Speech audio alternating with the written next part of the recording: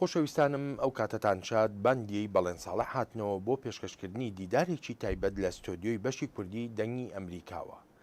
وڵاتی عێراق وەکو زۆرێک لە سەرچاوەکان ئاماژەی پێدەکەن وڵاتێکە بە شەڕ وێران بووە.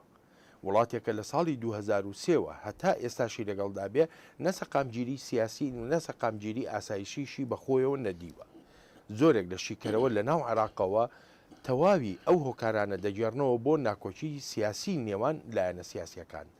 بۆ زانیاری زیاتر لەسەر ئەم دۆسیەی عێراق لە ئێستادا لە ستۆدیۆی بەشی کوردی دەنگی ئەمریکا کاک بەکر حەمە سدیق ئەندامی پەرلەمانی عێراق لەسەر لیستی یەکگرتووی ئیسلامی کوردستان میوانی ستۆدیۆیە. کاک بەکر زۆر سپاسی ئامادەبوون. سپاسی جەنابتانەکەم. چی لە عێراق دەگوزارێ؟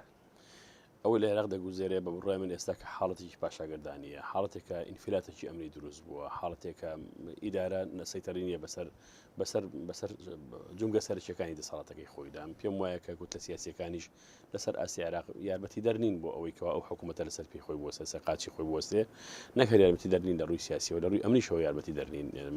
هەر حکوومەتێک بۆ ئەوی کەوا بتوانێت سەقامگیریەکی سیاسی ئەمری دروستکە پێویستی بە حازینەیەک بە ئامێزێکی کۆمەڵایەتی و سیاسی هەیە کە تیایدا بژین. پێم وایە کە کوتلە سیاسەکان ئێستاکە جگە لە بەشە کوردیەکە کە بەشێکی نیمچە سەر بەخۆیە لە تەعاملکردن لەو مەسائلانەیە، بەشەکانی دیکە کوتلە سیاسیەکان تەنانەت ئەو کوتلانش کە لە ناو ماڵیشی خۆیدان دەورێکی سلبیان هەیە لە مەسەلەی ئەوەدا کە ناهێڵن ئەو حاڵەتی ئێستاکە لە عێراق هەیە، چ لە ڕووی سیاسیەوە چ لە ڕووی ئەمنیەوە بارێکی سەقامگیری و ئاسان بەخۆی ببینێ. بۆیە پرۆسەکە لە بەردەم حاڵەتێکی ئینفلات و لە حاڵەتی پەشێویایە بە تایبەتی ئێستاکە ڕێکخراوی قاعیدەش ئیستیغلالی ئەو فەراغی کردووە، چالاشەکانی خۆی زیاتر کردووە و ئاڵۆستری کردو بە فراوانترشی کردووە. باشە کاک بەکر، ئەمەی کە لە عێراق دەگوزارێ شەڕی سیاسیەکانە یاخو شەڕی ئاینزایی 1500 ساڵ لەمەوبەرە جارێکی تر نوێ بۆتەوە. بە بڕای من شەڕی سیاسیەکانە، بەڵام ئاینزا بوون بۆ خۆی تەوژمێکە هێزێکە بەڵین تەوژمێک ئەیە بە ئەو کەسانی کە لەناو ئاینزاکە لەناو هێزە سیاسیەکانە کار دەکەن. بۆ نمونە هێزێکی سیاسی وەکو حیزبی داوایە، مەجلیسی ئەعلایەن، باڵی سەدری، ئەمانە هێزی سیاسین، ڕاستە هێزی سیاسین، بەڵام بە فعلی کۆمەڵێک تەوژمی ئاینی و ئاینزایی گرنگ هەیە کە پاڵیان پێوانێت کە کارەکانی خۆیان بکەن. ئەو ئەحزابانی کە بۆعدێکی دینیان هەیە بەگشتی جیاوازیان لەگەڵ حیزب سیاسیەکان دیکە ئەوەیە کە تەوژمی پاڵنەر بۆ تعبیەکردنی خەڵک، بۆ بەهێزکردنی خەڵک، بۆ هێنانە سەجادەی خەڵک، بۆ تەحشیرکردنی خەڵک و سەپاندنی هەندێک بیرۆڕا بەسەر خەڵکیدا تعبی ئەوان زیاترە، قودرەی ئەوان لەو مەجالەدا زیاترە، بە تایبەتی کە استیغلالی بۆ عەدا ئاینی و مەزهەبیەکەکەن کە باز لە مەرجعیاتەکەن، باز لە تاریخەکەن، باز لە جێڕانەوە دەکەن بۆ کۆمەڵێک مەسائل کە ئەمە هاتنە دەرەوە عیبادەتە، هاتنە دەرەوە ئەو کارانەیە. ئەمە من پێم وایە قودرەتێک لەتوانێت ئەواندا هەیە بۆ ئەوەی کەوا تەحشیدی خەڵک بکەن، بۆی زەختێکی جەماوەری لەسەر شاریعەکە دروستکەن، قودرەتێک لەتوانێت ئەواندا هەیە، لەتوانێت حیزبەکانی دیکانیە ئەوەش ساغ بۆتەوە لەسەر ساحەی عێراقی ئێستاکە و بەداخیشەوە ئەو حیزبانی کە ئێستاکە لە عێراق ڕاستە حیزبی سیاسین، بەڵام هەمویان پاڵنەری مەزهەبی لە پشتیانەوە بە سونەکان و بە شیعەکانیشەوە. کامیان زیاتر ئامادەیان هەیە لە ناو ڕێبەرانی عێراقیدا ڕەهەندی مەزهەبی یاخو ڕەهەندی عێراقی بوون؟ بە بڕای من ڕەهەندی مەزهەبی ئامادەبوونی زیاتری هەیە. بە بڕای من ڕەهەندی عێراقی بوون بە پلەی دووەمیش نایە. ڕەهەند ئەقلیمەکە کاریگەری زۆر خەتەرناکی هەیە و زۆر ڕاستەوخۆیە. پێم وایە هێزە ئەقلیمەکانی دەوروبەری عێراق بێویژدانن لەگەڵ عێراقیەکانە، بە فعلی تەحشیدی هێزە سیاسیەکانی خۆیان دەکەن کە هەو مەزهەبی خۆیانن، هەرێکە لە بۆدی خۆیەوە بە چاک، بە ئیمکاناتی لۆجیستی، بە پارە، بە هەموو حتا بە توانای مرۆیی یارمەتی هێزە سیاسیەکانی عێراقیان بەداخەوە بۆ ئاڵۆزکردنی زیاتر ئاڵۆزکردنی ئەو وەزعی کە ئێستاکەیە. ئێستا تەدەخلاتی ئەقلیمی زیادی کرد بۆ سووریاش، ئەو بەشەی کە لە سووریا ڕزگار بۆ بەشە ڕۆژهەڵەتەکەی سووریا و کە دەکاتە ڕۆژئاوای عێراق، ئەو بەشە ئێستاکە بەشە بەلێشا و جۆرێک لە تەدەخلات و جۆرێک لە هاتنە ناوەی ئەو ئۆرگانانەی کە دەوری سلبیان هەیە لە تێکدانی وەزعی ئەمنی عێراق، دەوری سلبیان هەیە لە ڕاستی لە وەزعەکە. من پێم وایە ئامادەبوونی بۆعدە مەزهەبیەکە زۆر کاریگەرترە لە بۆعدە عێراقیەکە. بۆعدە عێراقیەکە بە پلەی سێهەمیە، پلەی یەکەم مەزهەبیەکە، پلەی دووەمیان بۆعدە ئەقلیمەکەی، پلەی سێمیان عێراقی بوونەکە حاڵەتێکە باسی لێوە دەکرێت، بەڵام نوکو پەرلەمانتارێک تا ئێستا لەناو پەرلەمانی عێراقدا ئەو حاڵەت عێراقی بوونم کەم هەست پێ کردووە کە حاڵەتێکی نیشتیمانی مەفروض وایە هاوڵاتی بوون و عێراقی بوون خەڵی یەکەم و ئەساسی بێت. ئەو ڕەهەندە ناوچەیە کە جەنابەت ئاماژە پێکرد ئێستا لە وەڵامی پرسیاری پێشووە،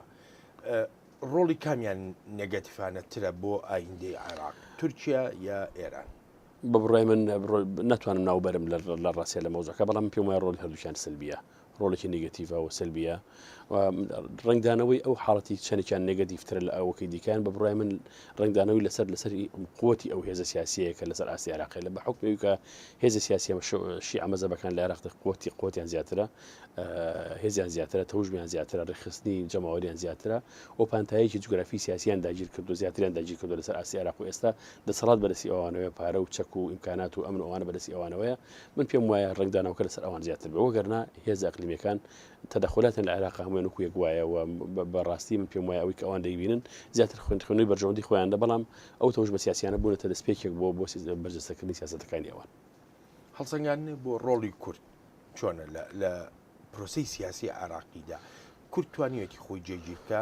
کورد خاوەنی سنگیە کە بڵێم هاوشێوەی سەنگی ساڵانی 2003 و 2004 و 5 ئەگەر خیاسی بکەی بە ئەو زمانی کە تێدا کورد بەشدار بووە بەشداری سەرەکی وە لە ڕشنی دەستورە بۆ پێوەری کە ئێستاکە تێدا دەژی بە بڕای من کورد تەراجعێکی گەورەی کردووە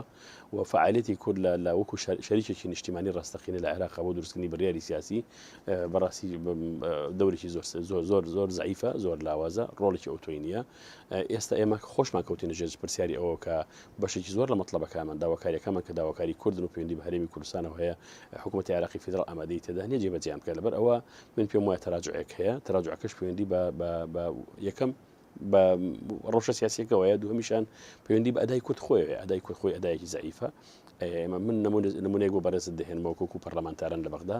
کۆبوونەوەمان نییە تەنسیقێکمان لەگەڵ وەزیرە بەڕێزەکانان نییە تەنسیق بڕیارێکی سیاسی نییە کە ئێمە ئیلزام کە بە موقفێکی سیاسی ئێمە خۆمان وەکو هەستی نیشتیمانی کوردایەتی خۆمان شتەکان ئەنجامین ئەمەش کافی نییە بۆ ئەوی کەواتۆ بتوانی لە بەردەم وەزێکی ئێستاکەی وەکو ئێستاکەی عێراق وەکو شەریکێکی ڕاستەقینەی نیشتیمانی هەڵسوکەوتی تەواو بکەیت و هەڵسوکەوتی ئیجابی بکەیت من پێم وایە کە کورد ئەدای خۆی ئەدایەکی زعیف و لاوازە و تەراجعی زۆری کردووە چۆن دەتوانێت ئەو ڕەوشەی خۆی چاکاتەوە ئەو دانیشتانی کە ئێستاکە هەیە کە عێراقێک ئێستا لە بینی حکوومەتی عێراقی فیدراڵ بە تایبەتی دوای ئەوەی کە ئەو نسکۆ گەورەی بەسەر ژماری ئینتیخابی دەوڵەتی یاسا هاتووە حەوت محافەزەی سەرەکی لە کیزا لە جنوبە من پێم وایە ئێستاکە دەوڵەتی قانون مراجعەیەکی خۆی کردووە دەرگایەکی دیکەی حیوار و گفتوگوی لەگەڵ هەرێمی کوردستانە کردووە دەرفەتی خۆیت و کاتی خۆیەتی کە ئەم قۆناغی مێژوێ بە هەل وەربگیرێ ناڵم هەلپەرستانە بەڵام دەرفەتی خۆیەتی ئەمە تەوازنی خۆیە و هاوچیشی سیاسی مەفروزە کورد شروعی خۆی فەرزکە ئەگەر لەم مەرحەلی ئێستاکەیە بە پێی سەقوفی زەمەنی بە پێی هەنگاوە سەرەکی و پراکتیکی و ئەساسیەکانی خۆی بنەڕەتیەکانی خۆی هەنگاو هەڵنەگرێ کورد من پێم وایە دەرفەتێکی دیکەی ئاوای بۆ ناڕەخسیەکە بتوانێت مەرجەکانی خۆی فەرزکە باشە کاک بەکرد کورد چی هەیە بیکا بە فشار بەسەر حکوومەتی نێوەندیەوە من پێم وایە یەکەم ئەو لاوازی کە ئێستا حکوومەتی عێراقی فیدراڵ هەیەی حکوومەتی عێراقی فیدراڵ خۆسومی زۆرە ڕکابەری سیاسی زۆرە لەسەر ئاسی لە ناو ماڵی شیعە ڕکابەری سیاسی زۆرە لە ناو ماڵی سونە هەموو سون ڕکابەری سیاسی مالیشین ئەگەر کوردیش بێتە ڕکابەرێکی سیاسی تری مالکی تەحملی ئەم ڕکابەر سیاسی گەوران ناکات کورد دەبێ ئەمە بفرسەت وەربگرێ و کارتی فشاری کورد تەنها ئەو ڕەوشەیە کە ئێستاکە دروست بووە کە بارتەقای هێزەکانی بە شێوازێک بڵین هاوسنی هێزەکانی بە شێوازێک لێ کردووە کە کورد بتوانێت هەنگاوی زیاتر بهاوێشێ بەڵام خەڵی هەر گرنگ لە مەسەلەی قوتی کووردا لەوەدایە کە کورد تەنها جوگرافیایکی سیاسی نییە جوگرافیایکی نەتەوەیە جوگراف هەرێمێکە دەستوری احترافی پێ کردووە بۆیە جۆرێک لە حەسانەی دەستوری هەیە بۆ هەرێمی کوردستان هەموو ئەو بڕیارانەی کە هەرێمی کوردستان دەکەن بڕیارێکی ورزی من بڕیارێکی قایمن دەبێت کورد کە وەکو نەتەوە وەکو هەرێمێکی مستەقیل تەعاملەکە من پێم وایە قورسایەکەی لێرەوەیە دەبێت هەرێمیش بۆ لەو ڕۆوە هیچ جۆرەکەم کورتێک نەبینێت چونکە هەر جۆرەکەم کورتێک لە دەستدانی هەلێکی مێژوویە پەیوەندەکانی نێوان بەغدا و هەولێر بە کۆمەڵی هەڵکشان و داکشانی گەورەدا تێپەڕیوە یعنی کارگەیشتە ئەوەی کە لەشکر بەرامبەر بە یەک ڕاگیرا هێزی چەکدار بەرامبەر بە یەک ڕاگیرا و ئەگەری شەر زۆر لە ئارادا بوو پاش ئەوە دۆستایەتیەکی تر دروست بووە لەگەڵ بەغدایە پاش سەردانی نووری مالکی بۆ هەولێر و سەردانی سەرۆکی هەرێمی کوردستانیش بۆ بەغدا ئێستا قسە و باسێکی تر هاتوۆتە ئاراوە دەڵێن کورد لاری لەوە نییە ئەگەر بێت و مالکی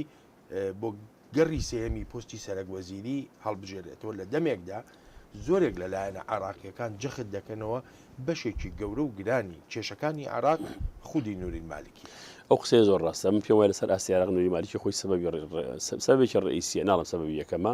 بەڵام سەبەبێکی ڕئیسیە لەو قەرانانی کە ئێستا خێرانە سیاسی و قەیران ئەمنیەکانیش کە لەسەر ئاسی عێراق تێپەڕن بۆ نمونە ئەو پۆستە فەراغانەی کە ئێستاکە لەسەر عێراقی نووری مالکی خۆی هەمووی پڕکردوونەتەوە کە ئەوە ناکرێت لە دەوڵەتێکی بە فراوان و گەورە و معقدی وەکو عێراق یەک کەس ئەو هەمووشتانی بەدەستەوە بێ بەڵام سروشتی پەیوەندەکەی لەگەڵ کوردا بە بڕای من ئێستاکە لە حاڵەتێکە ئێمە ناومان هێوینی ئەو ئیشارەتەش کە کوردیاوەتی بە مالیکا لە مانعمان نییە لاریمان نیە لەوەی کات بۆ دەوری سێمی انتخابی خۆی هەڵبژێرێتەوە جارێکی دیکە بێتەوە بە سەرۆکی ئەنجومەنی وەزیران من پێم وایە ئەمە پەیوەندی بە ئەو دانیشتانەوە هەیە کە پێش لەگە سەرۆکی هەرێمی کوردستانمان نوری مالیکی کردوەتی چ ئەوەی کە ئەو هات بۆ هەرێمی کوردستان چ ئەوەش کە گەبەرز کاک بەسۆ بەرزانی چوو بۆ بەغدا ئەمانە ڕەبتن بە یەکەوە هیچ لەیەکەوە دوور نین و من ئازانم ئەم ڕەبتی بە هەرێمی کوردستانیشەوە هەیە کە لە هەرێمی کوردستانیش وەزعێکی لەو بارە دەگوزارێ بەو ئاڕاستەیە دەڕوات کە ئەو بارودۆخی ئێستاکە درێژ کردێتەوە بۆ ئایندێکی دیکە بۆیکەوە ئەو پێگانی کە هەند لەرزیان نەکەونە حاڵەتی دەرزین و جێگە پێلێشکردنەوە بۆیە کوردستان ئێستا تەیدی ئەو حاڵەتە دەکات مالێکیش لەسەر ئەو ڕۆتەوە تەسەوڕەکەم ئێرانیەکانیش ئێستا پشتیوانی لە ئەو حاڵەتە بکەن بەڵام ئایا ئەو هێزە سیاسیانی دیکە کە پێدەوتە هێزە سیاسیا هەراش و زبرەکانی ناوماڵی شیعال بە تایبەتی تیاری سەدری و ئێستا کەش مەجلیسی عێلاکە بەرەوسەرەوە هاتووە هەڵکشراوە لەگەڵ هێزی سوننەکە تەنازول ناکات لە هیچ داواکاریی خۆی ئایا ئەمانە هەموو دەرفەتە ڕخسێن کە کورد بتوانێت بە ئیتیفاقی لەگەڵ مالیکی و کارانە بکات بۆ بڕای من ئەمە عملێکی ئاسان نابێت ئاسان نابێت کاک بەکرد هەڵبژاردنەکانی ئەنجومەنی پارێزگاکان ئەوانی کە تایبەت بوون بە بڵین ناوەڕاست و باشووری عێراقەوە وەکو جەنابیشت ئاماژت پێکرد مالکی حەوت پارێزگای لە دەستدا یاخو با بڵین دەوڵەتی یاسا حەوت پارێزگای خۆی لە دەستدا دەکرێت ئەمە وەکو پێوانەیەک بۆ هەڵبژاردننی ئایندەی عێراق سیر کرێ ئەمە لەوانە نییە بتوانین پیاوانە سازێک لەسەر ئەساسی بکەین چونکە لەوانەیە حکومەت لەم فترەیە کە فتری ئەو انتخاباتێت تاکو پەرلەمانی داهاتوو جۆرێک لە ئامادە باشی بکات جۆرێک لە تەحزیرات بکات جۆرێک لە یارمەتی خەڵکی پارە بەخشینەوە زەخت و فشار ئەمانە کە کۆمەڵێک ئالیاتن عادەتی و حکومەتانی کە ئامادە باشیەکەن بە تایبەتی کە حکومەتەکە خۆی انتخاباتەکە بکە و خۆشی خەسم بێ بە تەکید قبولی ناکە ئەو جۆرە هەزیمانە بەسەری هەروە ڕاگوزەر تێبپەڕێ ئەگەر ئەمانە ناکرێنە پێوە بەڵام دەکرێنە مؤشیرێک دەکرێنە ئیشارەتێک کە دەکرێت مەجلیسی عەلاوە تیاری سەدری کە خۆیان بەخاوەنی ئەو سەرکەوت نازانەوە مالێکیش کە خۆی بەخاوەنی ئەو حاڵەتی هەرسە دەزانێت جۆرێک لە ئامادە باشی دیکە بکەن ئەو مؤشیرێکە بۆ ئەوەیەوە ئەوەی لە ئایندەی عێراق دەگوزارێت گۆڕانێکە کە گۆڕانەکە لە بەرژەوەندی مالیکی نییە من پێم وایە مالیکی لەو پەیامە حاڵی بووە ساچەنێک دەتوانێت کە فرەی خۆی بکەوێت لە خۆناغی داهاتووە لە هەڵبژاردننی ئەنجومەنی نوێرانی داهاتوو فرەی خۆی بکەوێت ئەو مۆزوعەکە بەڵام من وا دەزانم ئێستاکە میزاجی دەنگدەری شیعە گۆڕانێکی بەسەر هاتووە ئەو گۆڕانش لە مەسلحەتی مالیکی نییە ینی بەڕای جەنابە ئەوەی کە مالکی لە 7 ساڵ و نیوی ڕابردوودا نەیتوانی بیکە لە ئێستاوە بۆ کاتی هەڵبژاردن ینی ئەو توانایی دەبێ ئەوە حاڵەتێکە برسارێکی جێی خۆیەتی ئەمە بەڵام لەبییر دەچێکم کە ئینسانی شەرقی بەمە و ئینسانی عراقی بە تایبەتی کوردیش بە تایبەتی دەرزاکیران زعیفە لە خوێندنەوەی شتەکانەوە زۆر شتیان لەبیرەچێ من پێم وایە تەعاملکردنی ئەوان لە ساتە وەختی ئێستاکە و لە دۆخێکی حازری بەرجەسەی ئێستاکەیە زیاتر لەوەی کەوا بیر بکەن و لەکە لە ڕابردووە چی ڕوویەوە بۆیە مالیکی دەکرێت ئیستیغلالی ئەو فرسەدە بکە بەڵام ئەوەی کە ئێستاکە هەیە من هەستم پێکردوێ کە ئەو مەسحەمان کردبێ ئێمە بە قسەکردن لەگە بەشێکی زۆر لە سیاسەکانی ئەوان و خوێنەوەی وەزعەکە من وا دەزانم میزاجی ناخیبی شیعە گۆڕانی بەسەر هاتووە کاک بەکرد بێنەوە سەر ڕەوشە ئاسایشەکەی عێراقی زۆرێک لەلایەنە عێراقیەکان لەگەڵەوەدا بوون کە لەشکری ئەمریکا لە وڵاتی عێراقدا بکشێتەوە بەڕای جەنابێ ئەم هەلومەرجە ئاسایشێکی ئێستا هاتوۆتە ئاراوە بەهێزبوونەوەی ئەلقاعیدەیە بژانەوەی ڕێکخراوە جیهادی و تێرۆریستیەکان پێویست بۆ ناکە جارێکی تر لەشکری ئەمریکا بێتەوە بۆ سەقامگیری ئاسایشی من پێم وایە ئەگەر دەوڵەتی عێراقی فیدرال لە دەوڵەتێکی بەقوت وایە لە ڕووی ئەمنیەوە پێویستی بە ئەمریکانە کرد بەڵام ئاسانیش نێتەوە بڕیار بە جارێکی دیکە ئەمریکیەکان کە بە تایبەتی کە بە بڕیارێکی پەرلەمانی و بە بڕیاری هەموو خەڵکی عێراق و بە ئیتیفاقێک لە بینی عێراق و ئەمریکیەکانە ئەو ئەمریکیەکان چونەتە دەرەوە جارێکی کە بێنێک بگەڕێنەوە بەڵام ئەوەی کە مشکلی ڕئیس ئێستا لە عێراق ئەو فەرەغە نییە کە ئەمریکیەکان دروستیان کردووە بە بڕای من ئەوەی مشکلی سەرەکی لە عێراق ئەوەیە یەکەم مالیکی لە ڕووی سیاسیەوە شکست دێناوە لە ڕووی ئەمنیەوە شکستی هێناوە دەوڵەتێکی نتوانین دروستکە دەوڵەتێکی قایم بێ نەیتوانێت لە محافەزەکانە لەناو حازی ئیجتیماعی و مەذهبی و سیاسیەکە خەرشێکی دڵسۆز بۆ خۆی دروستکە جیهازی استخباراتی عێراقی جیهازێکی فاشل و شکست خواردووە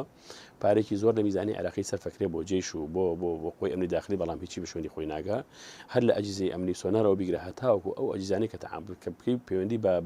بە جوودی بەشەریەوە هەیە کۆمەڵێک فەسادێکی زۆر گەوری تێدایە ئەمە سەربی ڕئیسی بەهێزبوونەوەی قاعدەی جارێکی دیکە ئەگەر نمونەیەک بۆ بەڕێزت بێنمەوە ئەو عملیکە لەم ئەخیرە لە ئەبوو غرێب کرد عملیەکە سەرجەم بە تەواوەتی پێمان دەڵێت کە جیهازی استخباراتی عێراقی مختەرەقە جیهازی ئەمنی عێراقی مختەرەقە هەموو دام و دەستگا ئەمنی و استخباراتی و عسکەرەکانی عێراق مختەرەقە لەلایەن قاعدەوە بە شێوازێکە کە چاوی ئەوان لەلایەن حکوومەتی عێراقی زیاتر لەو چاوی کە حکوومەتی عێراقی ناو قاعدە هەیەی بۆیە من پێم وایە جوودی استخباراتی قاعدە ئێستاکە لە مەرحەلێکی زۆر پێشکەوتوایە و عێراقیەکان لە پاشەکشێکی تەواودان سەبەکەشی ئەو فراغەیە کە حاڵەتی شکست خواردن و حاڵەتیش پرزەوی و بێبەرنامەی حکوومەتەکەی نوری مالیکی کە دروستی کردووە نوری مالیکی غورفەیەکی عملیاتی دانا و سەرپەرشتی بەشی عسکەریەکەکە سەرپەرشتی بەشە ئەمنێکەکە سەرپەرشتی بەش استیخباراتیەکەکە بە کەس ئەم کارانە ناکرێت ئەبێ ئەمانە بە موەسسات بکرێت و بفعلی کار ڕۆڵی خۆیان ببینن ئەم ڕۆڵە نییە بۆیە قاعدە بەڕاستی تەنشیط بووە ئێستاکە نەک هەڕەشەلەوە هەڕەشە لە وەزئی دەمنی ئەمنی هەموو عێراق دەکەن هەڕەشە ناوچەی گرینزۆنەکەن کە ناوچەیەکی محەسەن هەتا ئەم لەحزەیە هەڕەشە لەو دەکەن کە بەفعلی چالاکیەکانی خۆیان نەقڵکە بۆ ناوچەی گرینزۆن ئەبەم ڕۆژەوە عێراق بەرەو چووە بەرەو ئایندێکی نادیارە ڕواکە بەلایەنی کەمە ئەوەیە کە فەوزایەکی سیاسی دروستە بێ فۆزاکی سیاسی و ئەمنی دروستە بێ کە سەرجەم عملی سیاسەکە بە بڕای من دەکەوێتە ژێر پرسیاری ترسناکەەوە ئەگەر نەڵی هەرس دەهێنێ بەڕاستی شپرزە دەبێ بە شێوازێک کە لەو کە ئاوات بخوازیین بڵین ئەو ڕۆژی ئێمە ئەمڕۆ باشتر لە ئەو ڕۆژی کە لە ئەو ڕۆژی کە لە داهاتوە تووشێبین بۆیە ئەگەرەکانی شکست خواردنی حکوومەتی عێراقی لەبارێکە ئەبێتە هۆی ئەوی کاوە فۆزایکی ئەمنی ترسناک دروست بێت و بگەڕێنەوە مربعی ساڵی 2005 و 2006 کە ئەوەش بەڕاستی ترسناکترین قۆناغێکە عێراقیەکانی پاتی پەڕیوە. خۆشەویستانم بەکر حەمە سدیق ئەندامی پەرلەمانی عێراق لەسەر لیستی یەکگرتووی ئیسلامی میوانی دیداری تایبەتی بوو لە بەشی کوردی دەنگی ئەمریکا کاک بەکر زۆر سپاس سپاسی جەنابتان دەکەم.